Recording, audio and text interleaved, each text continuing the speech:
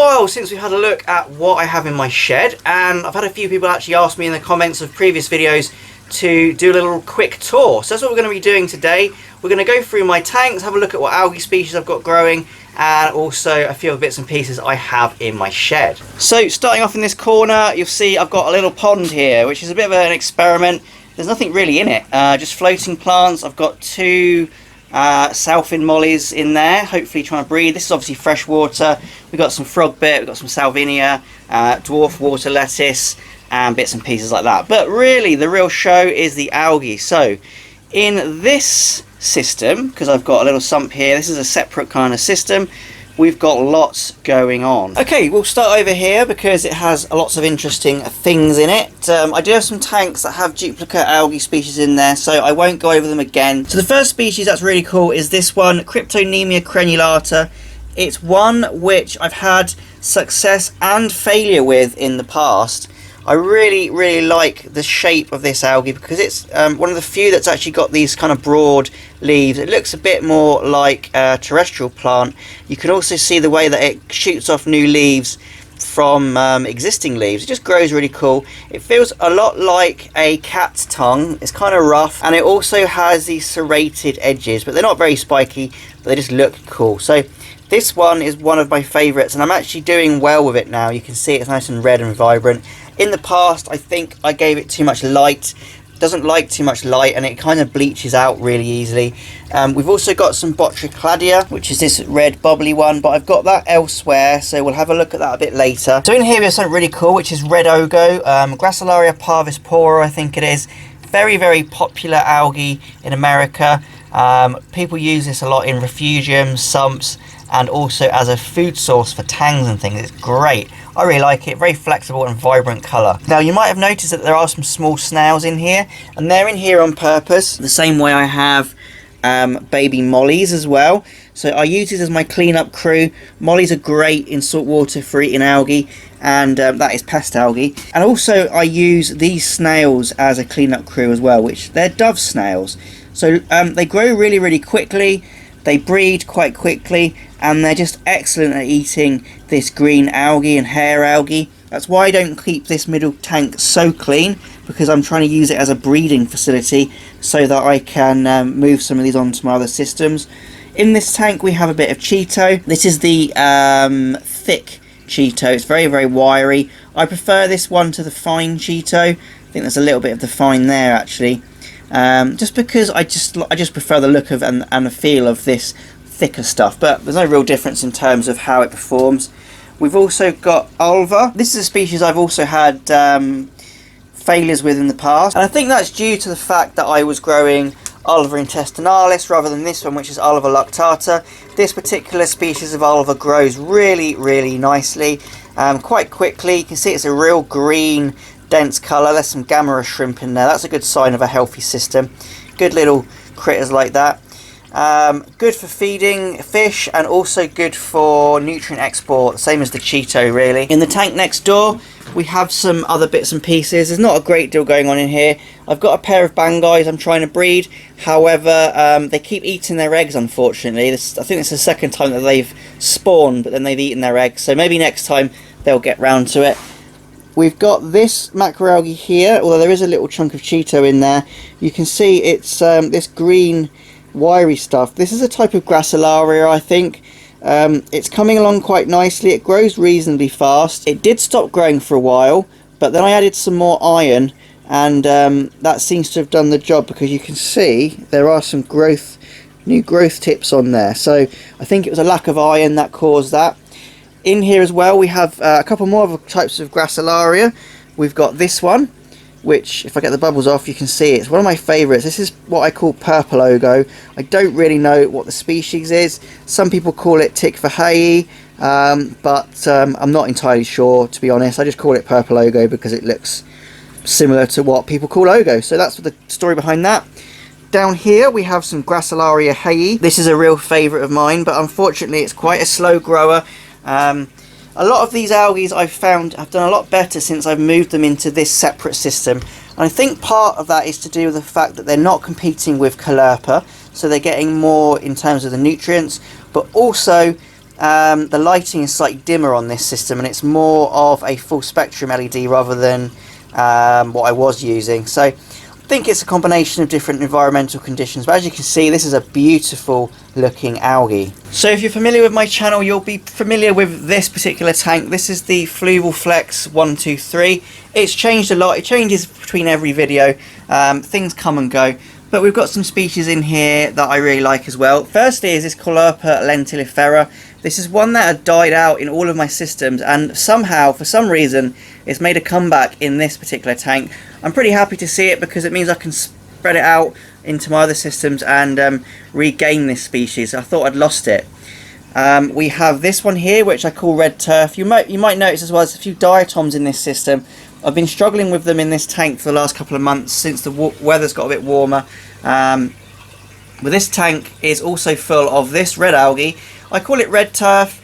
I'm not really sure what species it is. I don't think it's a Gracilaria. It might be a Dictoya or something like that, but it likes to grow around cabling or around power heads. You can see at the back there, that skimmer has got lots of it growing around it, and also on the rockwork. So it kind of grows wherever it wants, and also it spreads itself quite easily. So this could become a pest in a tank where you didn't want it, but I think it's a beautiful pinky red colour algae. So in here is all my Botricladia. I said it was doing well, and you can see just how well it's doing in this particular tank.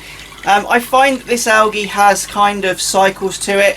At one point all I had of Botricladia was a couple of little sticks with no bubbles on it, and then lo and behold, a couple of months later I have got absolutely tons of it.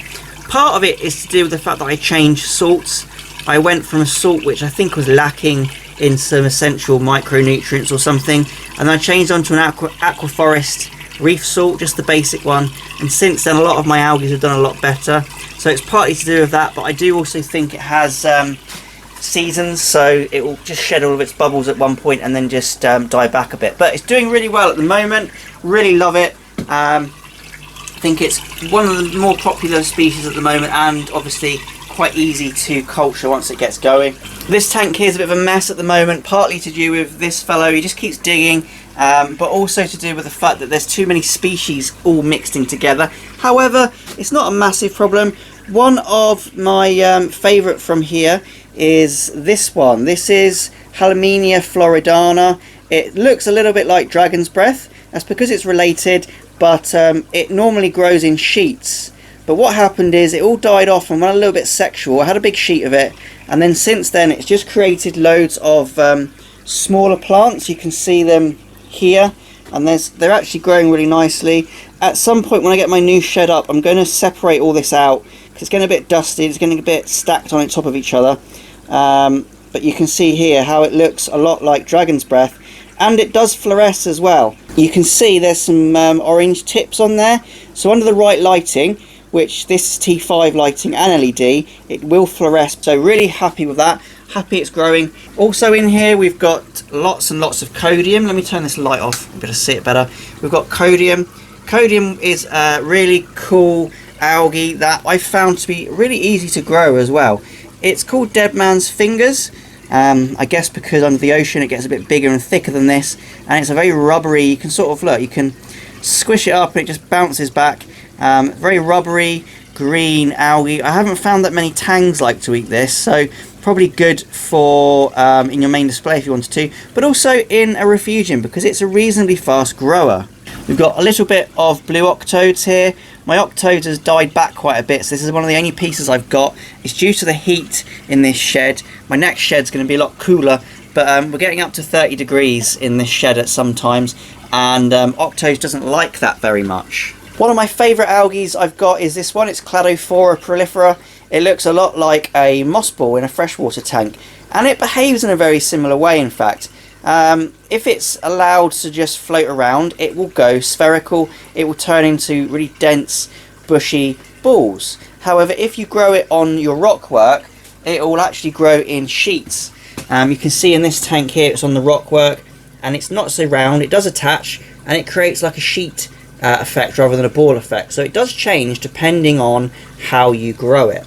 This tank here has got some caulerpas in it, which we haven't been through yet. So I've got Caulerpa prolifera. This is one which is really popular in the hobby. It's kind of an entry-level macroalgae. Grows along the substrate normally using these runners, and just looks like seagrass. It's really cool. Very popular. We've also got some racemosa in here and some more diatoms due to the heat.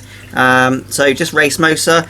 That is a really fast-growing caulerpa. Can be invasive, and as you see, it doesn't just grow along the substrate. This also grows over rockwork and also grows just pretty much everywhere. So this is one to watch out for because it may actually grow over corals and smother things like that. We've got another Gracilaria, which is what I call branching Gracilaria, because macroalgae is so hard to get a definitive species ID. There's lots of people that will say it's this or that. There's some that we obviously know, like racemosa, and we know that that's Caulerpa prolifera. We know that that's Chaetomorpha. However, something like this, to get it properly ID'd, you need to send it off to someone who is a taxonomic expert. They'll have to look at it under a microscope and they'll say, yes, it is exactly this species. Otherwise, we're just going on the fact that it looks vaguely like something that you kind of know the name of, and that's where most things are named from. This red one at the back is, I think, Achondria. So it's a red hair algae. I call it red hair because a common name's a lot easier. Really pretty. We'll show it to you in this tank over here because I have a lot more of it in here, and you can see the way that it grows all over the rocks. Creates this nice carpeting effect. So if you're looking for a carpeting algae for a macroalgae tank, this might be your best bet because you can see here how it grows over the substrate, creates lots and lots of surface area, good for harbouring things like copepods and amphipods and all the good stuff that we like in a reef tank. So while we're in this tank, I'll show you another Hallomeenia species. This is Hallomeenia maculata. I've got two pieces. This is a bit attached to a rock, and then this is a bit that is just attached to a clip. This is another one that I found to be kind of seasonal. So this piece here tends to get huge. It'll take up most of that back wall, and then what happens is it just drops shoots, and I guess that's how it will spread. It spreads by fragmentation. So I'm just waiting for this bit to grow back, but this is another example of it there. It's quite brown, it's quite a dull algae. However, under the right lighting it will fluoresce slightly orange on its tips. You can see it's quite light on the tips and spotty, so pretty in its own way. This tank hasn't really got anything else I haven't mentioned already, just the same sort of stuff, but it's organised in a more display tank design. You can see all that racemosa up there, looks great. So lastly, we've got another Caulerpa, and that is Caulerpa taxifolia. This is one that's got a bit of hair algae on it. For some reason, this particular tank here, where I had all of my blue octodes, you can see the last little bit of blue octodes just hanging on. It's just come down with hair algae. I don't know why. But anyway, the taxifolia, really invasive species across the world. However, I've struggled to get it going. And I've got a little bit more in here as well. But what I'm finding is the minute it gets to be sort of a nice piece of taxifolia, it does this, which is it going sexual. So I'm struggling to keep it from going sexual. I really need it to just grow and cultivate, but for some reason it's not. I need to figure that one out. So thanks for watching. I hope you've enjoyed this little tour. Obviously the reason I did this video is because somebody asked me to in the comments section. So just, you know, if you've got an idea or you want me to go through something in a video, don't be afraid to leave a comment. And if I like the idea and it's something that I can do, then I will make a video, you know, just for you, just to answer your question. So thanks so much for watching. If you've enjoyed it, leave a like and also a comment below if you want to. Also subscribe to my channel if you haven't already. Once again, thanks for watching and happy fish keeping.